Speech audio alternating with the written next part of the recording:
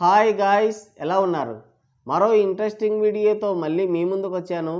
ఈ వీడియో చివరి వరకు చూసి నచ్చితే ఒక లైక్ వేసుకోండి. ఓకే, ఇక వీడియో స్టార్ట్ చేద్దాం. జస్ట్ ఇప్పుడే సత్య అన్నయ్య హీరోగా నటించిన గొరిగిన కనకరాజు సినిమా చూసి ఆ దరిద్రం మనదాకా మోసుకొని వచ్చారు మన ట్రేడ్ పండితులు. సినిమా లేక మన రోడ్ స్టార్ వరుణ్ అన్నయ్య కూడా ఇందులో సైడ్ క్యారెక్టర్ చేశాడు. ఇండస్ట్రీకి ఎంట్రీ ఇచ్చి దశాబ్దాలు నాకిపోయినా ఇంకా చెట్టు పేరు చెప్పి కాయలు అమ్ముకుందాం అనుకుంటున్నాడు వరుణ్ అన్నయ్య. కానీ ఒక్క కాయ కూడా అమ్ముడుపోవట్లేదు. మెగాస్టార్ తర్వాత రామ్ చరణ్ గారు వచ్చి మెగాస్టార్ నాన్న బ్యాట్ని పట్టుకుని అదే చెప్తున్నా. చెన్నమన్నయ్య మెగాస్టార్ బ్యాట్ పట్టుకొని ఫీల్డ్లోకి దిగితే వరుణ్ అన్నయ్య టవర్ స్టార్ నాగబాబు బ్యాట్ పట్టుకొని దిగాడు. ఇక ఏం భయం లేదు మనకి.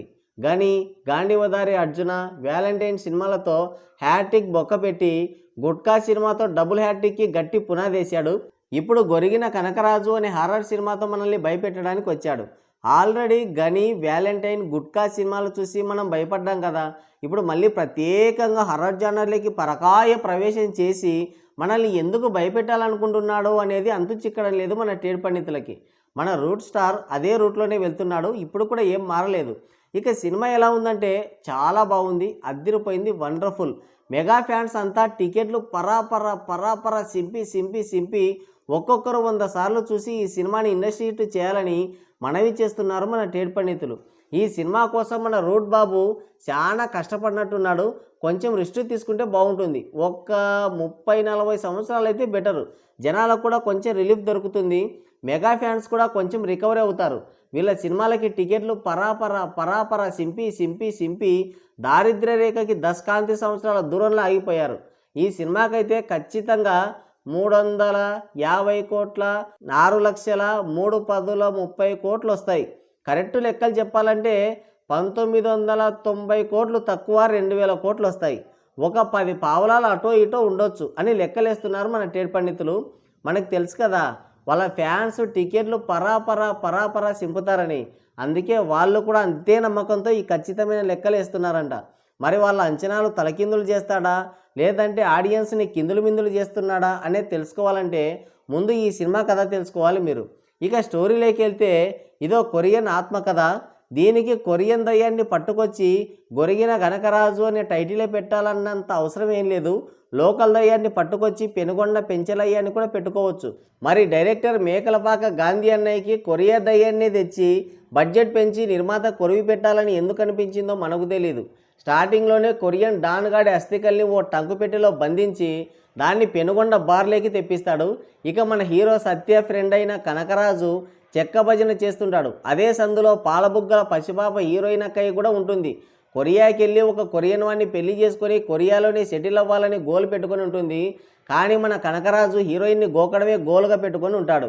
అప్పు తీసుకొని ఎగ్గొట్టినందుకు హీరో వాళ్ళ అన్నయ్య పోస్టర్లు ఊరూరా అంటించి పరువు తీస్తారు విలన్లు. డబ్బులు కట్టడం చేతగాని హీరో వాళ్ళని కొట్టడానికి మాత్రం ఎగేసుకొని పోతాడు. అదే వీళ్ళ ఫ్యాన్స్ లాగా అన్నమాట. వీళ్ళు కూడా వీళ్ళ సినిమాలు హిట్ చేసుకోలేరు, కానీ మంది సినిమాలు ఫ్లాప్ చేస్తాం, బ్యాన్ చేస్తామని మాత్రం లుంగి లేపుకొని పోతుంటారు. సేమ్ ఇది అంతే. కరెక్ట్గా కొరియా దయ్యం అస్థికలు ఉండే బార్లోనే గొడవకి దిగి ఆ అస్థికలు ఉండే పెట్టెలోనే మందు పోసుకొని తాగుతాడు. అంతే.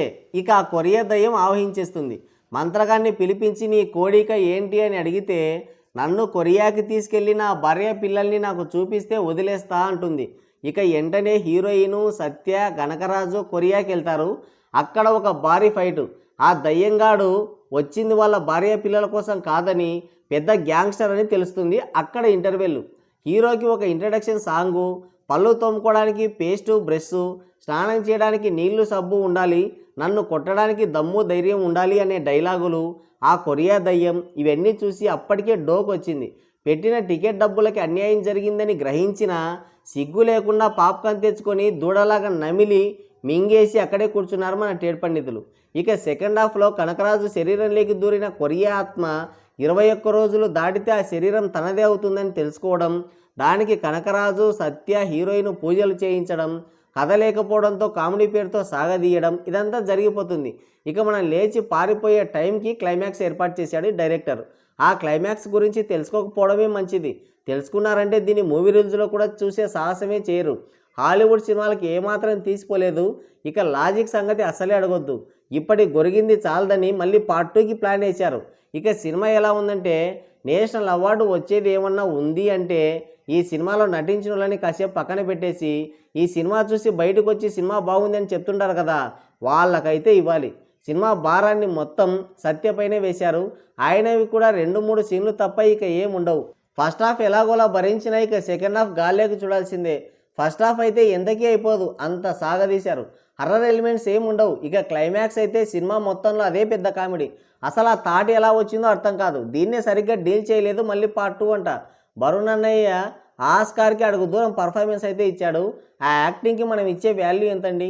హీరోయిన్ ఎర్రగా బుర్రగా ఉందని చూడడమే కానీ అసలు ఆమె ఈ సినిమాలో ఎందుకుందో సినిమా అయిపోయినా కూడా మనకు అర్థం కాదు.